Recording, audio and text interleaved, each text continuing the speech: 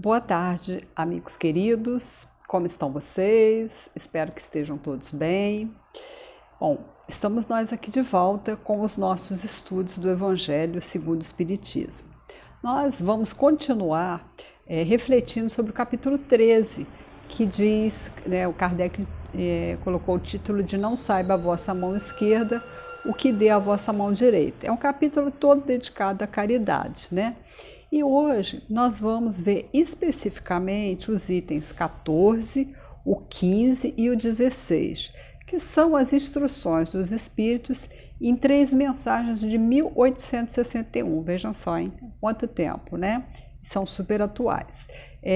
Onde esses 3 amigos espirituais, eles tratam das várias formas de caridade, que vem complementar, né, os estudos que nós já estamos fazendo e que ainda vamos continuar fazendo até concluir esse capítulo, né?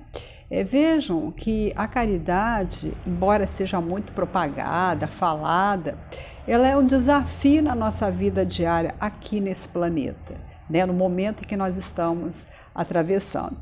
Pois, apesar de ser muito estudada, né, em todas as religiões, mas aqui na doutrina espírita a gente estuda muito sobre caridade. E tanto que o lema é fora da caridade não há salvação.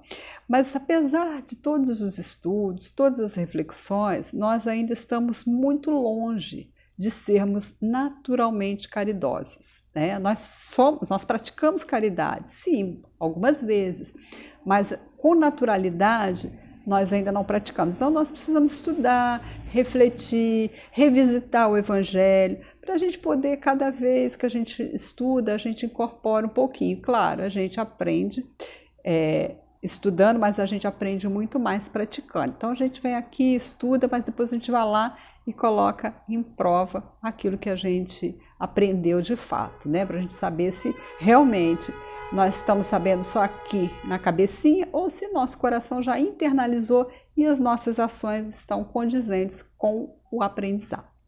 Então, isso posto, também para nos ajudar nessas reflexões, eu trouxe mais 2 contribuições, além das 3 mensagens, que são muito boas. Eu trouxe o Emmanuel, que não podia faltar, né, no livro Fonte Viva, e tem um capítulo chamado Esmola, o capítulo 60. E também a questão do Livro dos Espíritos, a questão 88A, que também trata do tema esmola, no item que está dentro do item caridade e amor ao próximo, que fica dentro das leis morais. Bom, mas antes, né, de começarmos com o estudo do Evangelho, vamos para aquelas nossas perguntinhas básicas de sempre para poder a gente começar a pensar no assunto. E eu pergunto assim: como que eu pratico a caridade? Como é que eu pratico a caridade? É fácil? É natural?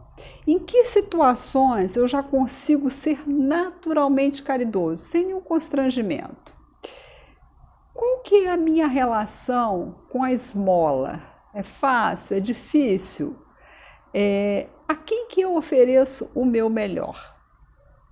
Bom, isso aí já é para a gente ir pensando, né?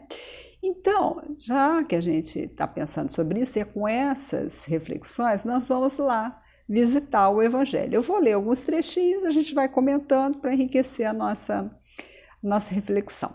No item 14, o Espírito Carita, ele começa assim: várias maneiras há de fazer-se a caridade, que muitos confundem com a esmola.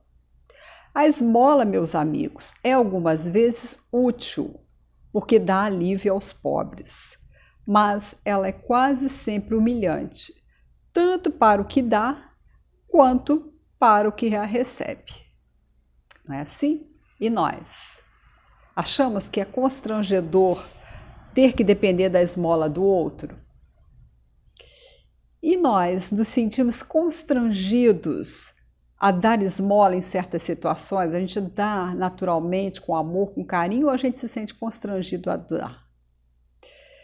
Bom, vamos lá examinar a questão 88A do Livro dos Espíritos para ver o que eles falam, né, sobre a esmola. A pergunta é assim que o Kardec fez para os espíritos: dar-se-á reproveis a esmola? Então, A esmola é reprovável? E eles dizem, não, o que merece reprovação não é a esmola, mas a maneira por que habitualmente a esmola é dada. O homem de bem, que compreende a caridade de acordo com Jesus, vai ao encontro do necessitado, sem esperar que este lhe estenda a mão. A verdadeira caridade é sempre bondosa, benévola. Está tanto no ato como na maneira por que é praticado. Duplo valor tem um serviço prestado com delicadeza. Então veja, né? A caridade verdadeira, ela é bondosa e benévola, e não é o dar em si, mas é a maneira como se dá. E quando a gente faz uma caridade com delicadeza, a gente realmente está sendo caridoso, né? Então, voltando ainda lá para o Espírito Carta, ele continua nos falando que a caridade, ao contrário da simples esmola, ela liga o benfeitor ao beneficiado e se disfarça de muitos modos. Então, vamos pensar aqui, será que quando é constrangedor fazer a caridade é porque não é uma verdadeira caridade? O que vocês acham? Vamos pensar, né? E aí o Espírito Carita continua enumerando algumas formas de sermos caridosos. Ele fala assim, que pode-se ser caridoso mesmo com os parentes, com os amigos, sendo uns indulgentes aqui no sentido de tolerantes para com os outros, perdoando-se mutuamente as fraquezas, cuidando não ferir o amor próprio de ninguém. Então, o que o Espírito Carta está dizendo nessa mensagem para a gente? O que está reforçando, né? Aquilo que a gente já viu em estudos passados na questão 886. Qual que é o verdadeiro sentido da caridade conforme Jesus nos fala? Que é a indulgência, a benevolência, a indulgência e o perdão. Então aqui o Espírito Carta está reforçando a importância da benevolência, da indulgência e do perdão, né? Porque são as bases. Para se dizer que foi caridoso, tem que ter essas três coisas, né? Uma dessas três coisas. E aí o Espírito Carta continua dizendo assim: vós, espíritas, podeis ser caridosos na vossa maneira de proceder para com os que não pensam como vós. Opa! Vós podeis ser caridosos na nossa maneira de proceder para com os que não pensam como vós, induzindo os menos esclarecidos a crer, mas sem os chocar, sem investir contra as suas convicções, e sim atraindo amavelmente os que pensam diferente para as nossas reuniões, onde poderão ouvir-nos e onde saberemos descobrir nos seus corações a brecha para neles penetrarmos. Eis um dos aspectos da caridade. Vejam, como que o Espírito Carita ele está nos alertando sobre a importância da tolerância e da delicadeza com aqueles que pensam diferente. Isso é fácil, gente? Como que nós agimos diante daqueles que pensam diferente de nós? Nós somos tolerantes com as diferenças? Depende, né?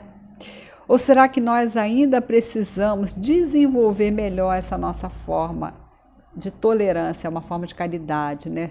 Que é a tolerância para com a diferença. Lembrando sempre que em todos os tempos nós somos convocados a desenvolver a tolerância e aceitarmos as diferentes formas de viver, de pensar, de sentir e de agir, né? Esse é o ensinamento maior de Jesus, que já nos falava isso, da importância da gente ser tolerante com o outro.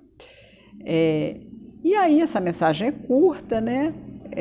Encerrando essa mensagem, o Espírita Carita, ele dá para a gente um exemplo. Eu não vou ler esse exemplo, porque no texto é grande, mas eu vou só resumir. Ele dá um exemplo de como que se pode ser caridoso com os mais necessitados. Ele narra o trabalho das mulheres que se dispõem a costurar os enxovais para as crianças, numa época muito atrás, né, 1860, numa França gelada e onde havia muita pobreza. Então ele conta como que é feito e tal. Depois, se vocês tiverem um tempo, vocês leem esse resto da passagem.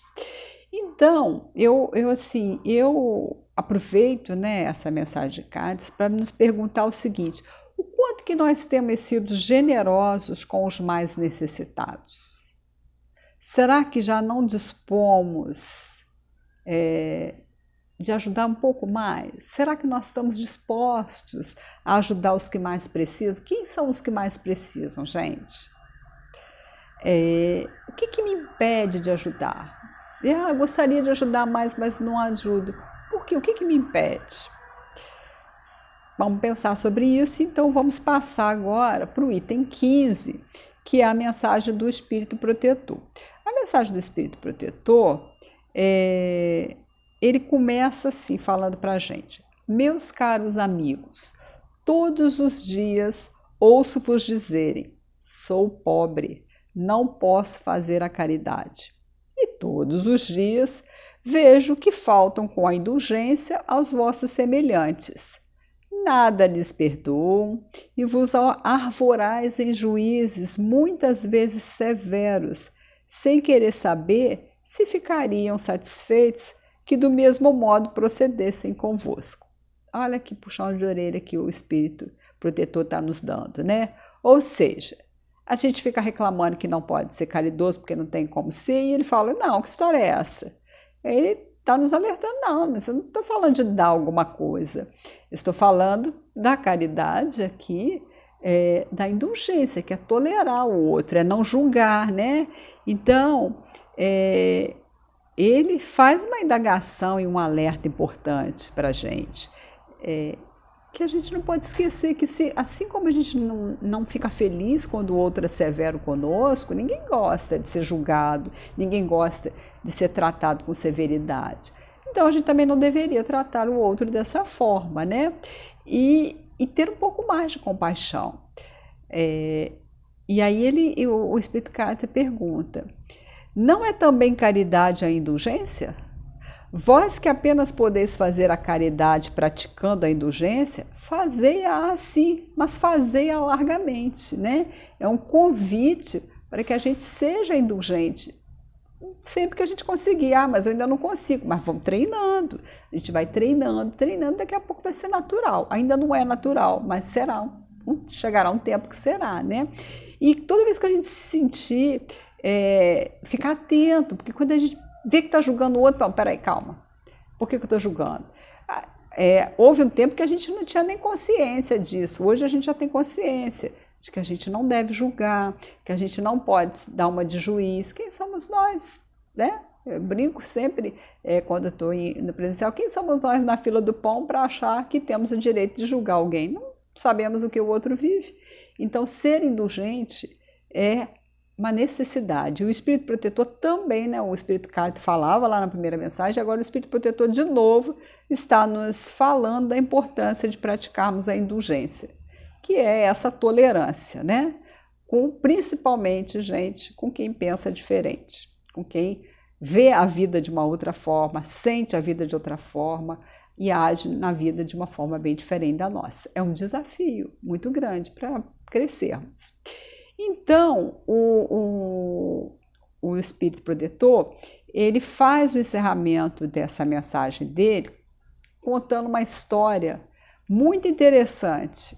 Eu vou resumir rapidamente a mensagem, que ele conta assim, que 2 homens, quando desencarnam, eles são chamados a prestar contas das suas boas ações. Então, imagine, né, 2 homens que desencarnaram são chamados a prestar conta das suas boas ações. E eles aparecem lá com os seus sacos de boas ações. O que tinha o saco de boas ações maior era o homem rico, né? E ele logo reconheceu que o saco dele é maior. Enquanto que o pobre, ele tinha um saco de boas ações bem menor. Tudo bem, né? Aí chegou a hora da balança da justiça divina. Quando eles vão se apresentar na balança da justiça divina, tem que se pesar esses 2 sacos. O saco maior, que era do das boas ações do homem rico, embora ele fosse maior, ele estava bem mais leve. Enquanto que o saco das boas ações do homem pobre, que era bem menor, estava mais pesado. E aí eles não entenderam, né? Mas por quê? Aí eu vou agora ler esse trechinho, que é muito interessante, que o Espírito Protetor fala assim, ele vai explicar o que aconteceu. Ele fala assim: Deus então disse ao homem rico: deste muito, é certo, mas deste por ostentação e para que o teu nome figurasse em todos os templos do orgulho. E ao demais, dando, de nada te privaste. Vai para a esquerda e fica satisfeito com o te serem as suas esmolas contadas por qualquer coisa. Ou seja, o homem rico tinha muita coisa para dar e ele deu muito, né? E aí depois Deus disse ao homem pobre: tu deste pouco, meu amigo, mas cada uma das moedas que estão nesta balança representa uma privação que te impusestes. Não destes esmolas, entretanto praticaste a caridade. E o que vale muito mais, fizeste a caridade naturalmente, sem cogitar de que te fosse levada em conta. Fostes indulgente, não te constituíste juiz do teu semelhante, ao contrário, todas as suas ações lhe revelaste. Passa à direita e vai receber a tua recompensa. Essa é uma história que lembra um pouco o óbolo da viúva, né? E aí, gente, eu pergunto assim, com quem nós nos identificamos mais nessa história? Com o homem rico ou com o homem pobre? Nós somos aquele que doa do muito que temos? Ou somos aquele que, para ajudar, nos privamos de algo? Somos tolerantes, não julgamos e fazemos o bem naturalmente. Com qual deles nós estamos mais próximos? E se hoje o nosso saco das boas ações forem pesados? Como que eles estarão? Como é que estarão a sacola das boas ações nossas? Elas estarão pesadas? Elas estarão grandes e leves como a do rico? Ou elas estarão pequenas, mas pesadas como a do pobre? Ou elas estarão grandes e pesadas? Ou estarão pequenas e leves? Enfim, vamos pensar, se hoje fôssemos chamados a prestar conta das nossas boas ações, como é que nós estaríamos na balança divina? Como que a gente se apresentaria? Bom, pensando nisso, vamos agora passar para o último item, que é o item 16, onde o Espírito João vai nos dar mais algumas dicas de caridade, de forma que as nossas boas ações se tornem mais valiosas. Então, o Espírito João, ele vai começar assim, ele endereça essa mensagem mais às mulheres, né? Mas serve para todos. E ele fala assim: a mulher rica, que não precisa empregar o tempo nos trabalhos da sua casa, poderá consagrar algumas horas a trabalhos úteis aos seus semelhantes. Compre com que lhe sobre dos prazeres agasalhos para os que morrem de frio. Confeccione roupas grosseiras, mas que sejam quentes. Auxilie uma mãe a cobrir o filho que vai nascer. Se por isso seu filho ficar com algumas rendas de menos, o do pobre com certeza terá mais com que se aqueça. E ele ressalta que trabalhar para os pobres é trabalhar na vinha do Senhor. Então, já é uma primeira orientação. E aí o Espírito João vai dar uma segunda orientação, que ele vai dizer assim: e tu, pobre operária, que não tens supérfluo, mas que, cheia de amor aos teus irmãos, também queres dar do pouco com que contas. Dê algumas horas do teu dia, do teu tempo, que é o único tesouro que possuis. Faz alguns desses trabalhos elegantes que tentam os felizes, vende o produto dos teus serões e poderás igualmente oferecer aos teus irmãos a tua parte de auxílios. terás, talvez, algumas fitas de menos. Darás, porém, calçado a quem anda descalço. Então, né, olha a grandeza do gesto. E ele continua com mais uma terceira orientação, que ele fala assim: e vós, mulheres, que vos votastes a Deus, trabalhai também na sua obra, mas que os vossos trabalhos não sejam unicamente para adornar as vossas capelas, para chamar a atenção sobre a vossa habilidade e paciência. Então, né, a utilidade do nosso trabalho. A gente já viu isso lá quando a gente viu o óbolo da viúva. E aí o Espírito João ressalta de novo: trabalhai, minhas filhas, e que o produto de vossas obras se destine a socorrer os vossos irmãos em Deus. Então, gente, trabalho toda ocupação útil, né? Vamos nos ocupar com as coisas úteis. E o Espírito João vai dizendo assim, que os pobres são filhos de Deus, são filhos bem amados de Deus. Trabalhar para eles é glorificar Deus. Seja a providência que diz: aos pássaros do céu dá Deus o alimento. Mudem-se o ouro e a prata que tecem das vossas mãos em roupas e alimentos para os que não os têm. Fazei isto e abençoado será o vosso trabalho. Então, né, são 3 convites a praticarmos o bem, né, a tornar as nossas ações mais importantes. Verdadeira caridade, né? E ele diz assim, e ele ainda vai continuar agora enumerando, né, várias formas de sermos caridosos. Ele fala assim: todos vós que podeis produzir, dai. Dai o vosso gênio, dai as vossas inspirações, dai o vosso coração, que Deus vos abençoará. Poetas e literatos, consagrai o produto de algumas de vossas obras a socorro aos necessitados. Pintores, escultores e artistas de todos os gêneros, venha também a vossa inteligência em auxílio dos vossos irmãos. Não será por isso menor a vossa glória, e alguns sofrimentos haverá de menos. O que ele está falando para a gente? Então, todo mundo pode fazer caridade, mas cada um a seu modo. Tem espaço para todo mundo, para toda ocupação, para toda vocação, né? Para toda habilidade. E aí o Espírito João vai encerrar a mensagem dele de uma forma muito bonita. Ele vai dizer assim: todos vós podeis dar. Qualquer que seja a classe a que pertença, de alguma coisa dispõe que podeis dividir.